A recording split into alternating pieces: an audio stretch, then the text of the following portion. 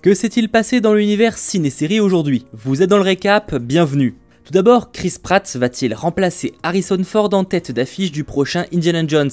Car oui, pour ceux qui n'auraient pas suivi, Steven Spielberg prépare activement un 5e opus. Alors l'acteur mythique Harrison Ford y sera bel et bien toujours le personnage principal, ça ne change pas. Mais il est aussi précisé que ce sera sa dernière fois. De quoi se demander si ce prochain opus ne va pas introduire un nouveau personnage plus jeune ayant pour but de le remplacer en cas de suite. Suite qui sera produit par Disney et qui semble donc inévitable. Il serait vraiment étrange que l'entreprise à la souris ne profite pas d'une poule aux œufs d'or qui est Indiana Jones.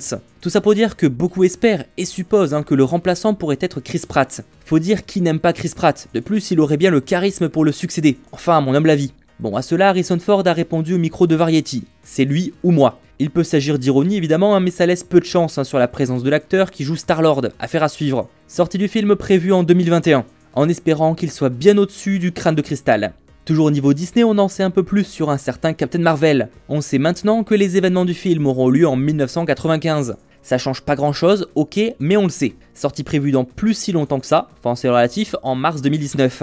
Niveau DC Comics, sinon on a eu le droit à un premier visuel sur Jason Todd dans Titan. Incarné par Curran Walters, le costume semble avoir enfin convaincu la plupart des fans du comics.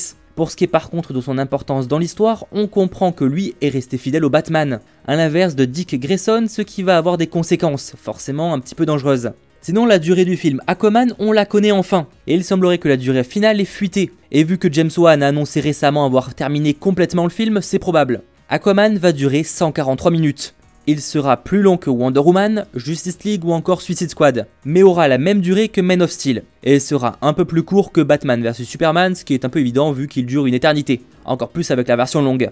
A noter quand même que c'est la durée totale et que ça comprend donc les scènes post-crédits, le générique, etc. Dans un tout autre genre, on vient d'apprendre que le tournage du reboot de Jay et Silent Bob commencera en février 2019 à la Nouvelle-Orléans. Les acteurs Jason Mewes et Kevin Smith seront de retour, et j'ai franchement très hâte.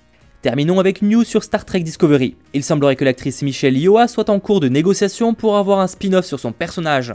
Malheureusement pas plus d'infos pour le moment, mais on imagine que ça va tomber très vite. C'est tout pour le court récap ciné-série du jour. A très vite, rassurez-vous pour encore plus d'informations. C'était Mathéo, ciao tout le monde.